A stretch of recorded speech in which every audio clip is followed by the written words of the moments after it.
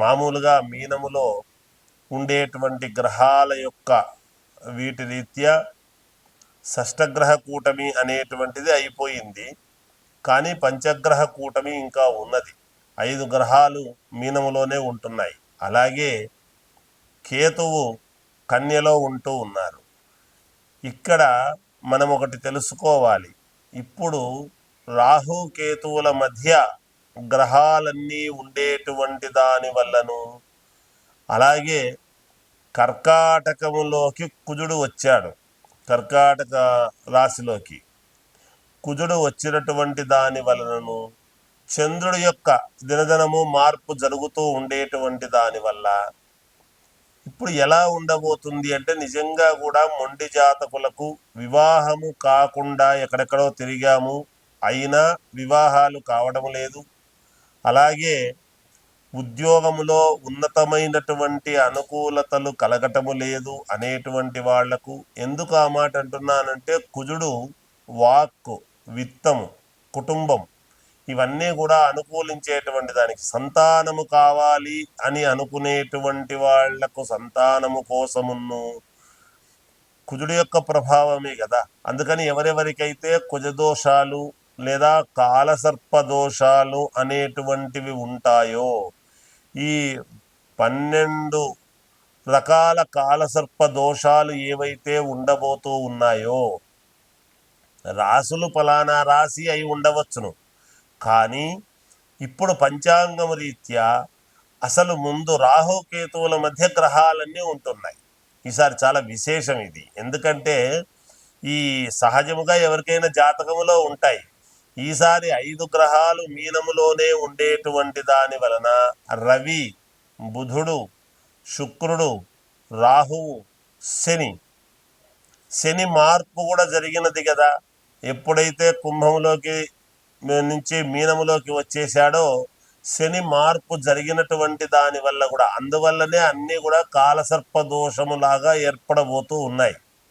అలా దీన్ని కాలసర్ప దోషం, రాహుకేతువుల మధ్య ఉండేటువంటి గ్రహస్థితులను కాలసర్ప దోషానికి సూచన.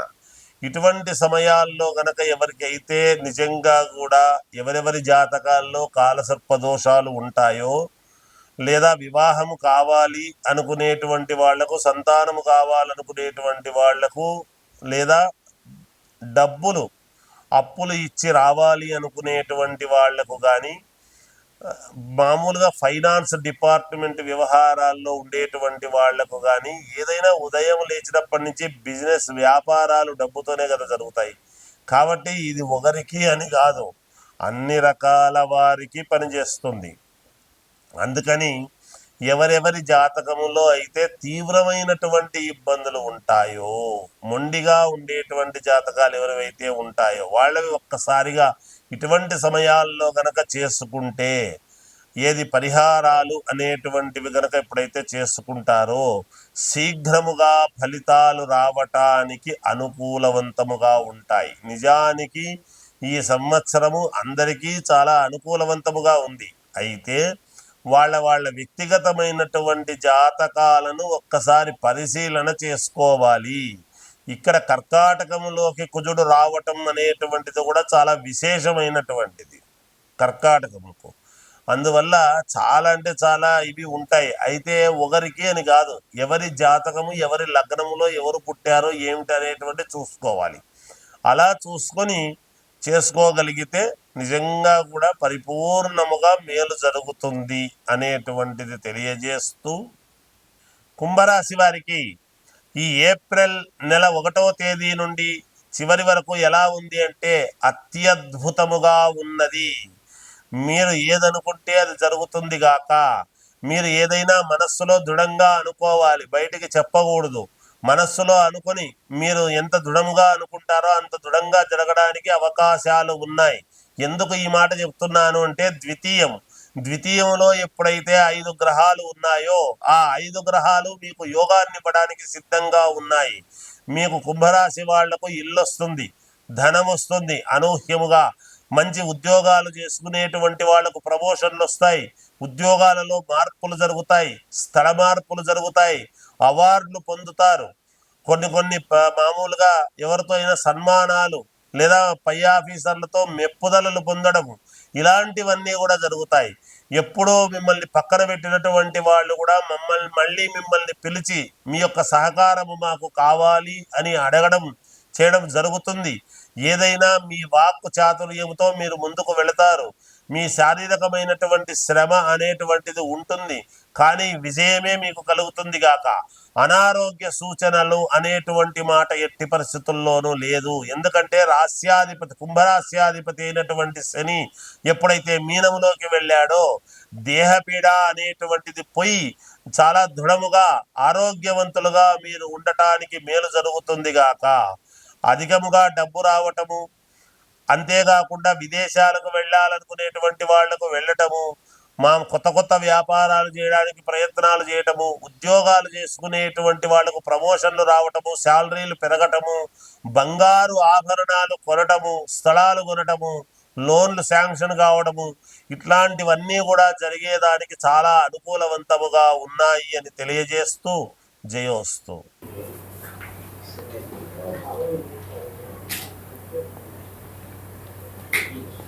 శ్రీ మహాగణాధిపతయ నమః. ఐం మహాసరస్వత్యే నమః. శ్రీ లలితాంబికాదేవియే నమః. మామూలుగా వ్యాపారాలు చేసుకునేటువంటి వాళ్లకు వ్యాపారాలు బాగా జరగాలి అన్నా, ఇంట్లో వాస్తు దోషాలు అనేటువంటివి ఎటువంటివి ఉండినా, ఇంట్లో మామూలుగా నెగటివిటీ అనేటువంటిది ఉంటుంది, సహజం. రోజు బయటికి పోయి రావటము చేయటము, ఎవరో రావటము, ఇంట్లో పాజిటివ్ అనేటువంటిది లేకుండా నెగటివిటీ, ఇంట్లో ప్రతిదానికి చీటికి మాటికి పోట్లాటలు, భార్యాభర్తల మధ్య చికాకులు, పిల్లలు సరిగ్గా చెప్పిన మాట వినకపోవటము, ఇలాంటివి. ఇల్లు అనేటువంటిది జీవితంలో ఒక్కసారి కొనుక్కుంటాం. వాస్తురీత్యా ఇది బాగలేదు, అది బాగలేదు, ఇది కూలగొట్టాలి, ఇక్కడ ఇది పెట్టాలి, అక్కడ అది పెట్టాలి అనేటువంటి ఇబ్బందులు అనేటువంటివి ఎటువంటివి చేసుకోవాల్సినటువంటి విధానాలు లేకుండా, అంటే మార్పులు, కూలగొట్టి ప్రతిదీ చేయలేము కదా, అలా చెయ్యకుండా స్థల దోషాలు, ఒకవేళ ఇండిపెండెంట్ హౌస్లో ఉండేటువంటి వాళ్లకు ఇల్లేమో బాగా కట్టుకున్నాం వాస్తురీత్యా, కానీ ఎందుకో ఇంట్లో మానసికమైనటువంటి ప్రశాంతత అనేటువంటిది ఉండడం లేదు అని కానీ, లేదా అంతేకాకుండా మరి రెగ్యులర్గా జీవన విధానము నడిచేటువంటి పరిస్థితుల్లో ఉన్నట్టుండి కొన్ని ఇబ్బందులు ఎదురుగావటము, జాతకము రీత్యా సహజమే చూసుకుంటాము. కానీ ఇల్లు అనేటువంటిది మనం ఎప్పుడు బయటికి వెళ్ళినా, ఏ పని మీద వెళ్ళినా రాత్రికి ఇల్లు అయితే చేరాల్సిందే కదా, ఇంటికి రావాల్సిందే. అటువంటి సమయంలో ఇంట్లో ఉండేటువంటి దోషాలు కానీ, చిన్న చిన్న వ్యాపారాల దగ్గర నుండి, అంటే కిరాణా కొట్టు కావచ్చు, బంగారు నకల దుకాణాలు కావచ్చు, వస్త్ర వ్యాపారాలు కావచ్చు, ఇలా ఒక్క వ్యాపారం అనేటువంటిది ఏముంటుంది, అనేక రకాల వ్యాపారాలు ఉన్నాయి కదా. అలాంటివైనా రియల్ ఎస్టేట్ సంస్థలలో పనిచేసేటువంటి వాళ్ళు, మేము ఎక్కడ పోయినా ఎందుకో మాకు పని జరగడం లేదు గురువుగారు, ఎందుకో అన్నీ ఎదురవుతున్నాయి, ఇబ్బందులు వస్తున్నాయి, దీనివల్ల ఆర్థికమైనటువంటి ఇబ్బందులు, చాలా ఇబ్బందులు పడుతూ ఉన్నాము, నిలదొక్కుకోవటానికి ఎటువంటి ఇది ఉండాలి అనేటువంటి దానికి ఉండిన వీటన్నిటికీ ఇంట్లో మనకు కొన్ని అనుకూలవంతమైనటువంటివి వస్తాయి, అవి చేసుకోవాలి. ముఖ్యముగా నేను పంచముఖాంజనేయ స్వామి ఉపాసకుడిగా, అమ్మవారి ఉపాసకుడిగా కొన్ని యంత్రాలు, మూలికలు అనేటువంటివి ఖచ్చితముగా అవి ఉంటాయి. ఇంట్లో ద్వారానికి గనక లోపల కట్టుకున్నాము అంటే దాని కింద నడక అనేటువంటిది ఎప్పుడైతే మనము బయటికి వెళ్ళేటప్పుడు దాని కింద నడక అనేటువంటిది ఉంటుందో, మళ్ళా లోపలికి వచ్చినా చేసినా అవి మనలో ఉండేటువంటి దోషాన్ని పోగొడతాయి. ఎలా అని అడగవచ్చు. ఇప్పుడు మీకు ఒక ఉదాహరణ చెప్తాను. దేవాలయంలో దేవుడి యొక్క ప్రతిభ ఎలా పెరుగుతుంది అంటే, దేవుడికి ప్రతిభ మనం పెంచేవాళ్ళమా అని ఒక ఆశ్చర్యం కలగవచ్చును. అయితే దానికి సమాధానం చెబుతాను. దేవాలయములో విగ్రహాన్ని మొలిచేటువంటి వాళ్ళు చాలామంది ఉంటారు. మరి మొలుస్తూ ఉన్నటువంటి తయారు చేసేటువంటి వాడి దగ్గరికి పోయి ఎవరు మనం పూజలు చేయం చూడండి కదా. కానీ ఆ విగ్రహం తెచ్చి ధాన్యాధివాసము, జలాధివాసము, ఇలా శయ్యాధివాసము ఇవన్నీ కూడా చేసి అప్పుడు ప్రాణప్రతిష్ఠ అనేటువంటిది చేస్తాం. ఆ ప్రాణప్రతిష్ఠ అనేటువంటిది మంత్రోచ్చారణతో ఎప్పుడైతే చేస్తామో ఆ చేసిన తర్వాత ఆ విగ్రహం కింద కొన్ని యంత్రాలు, మూలికలు అనేటువంటివి వేయబడతాయి.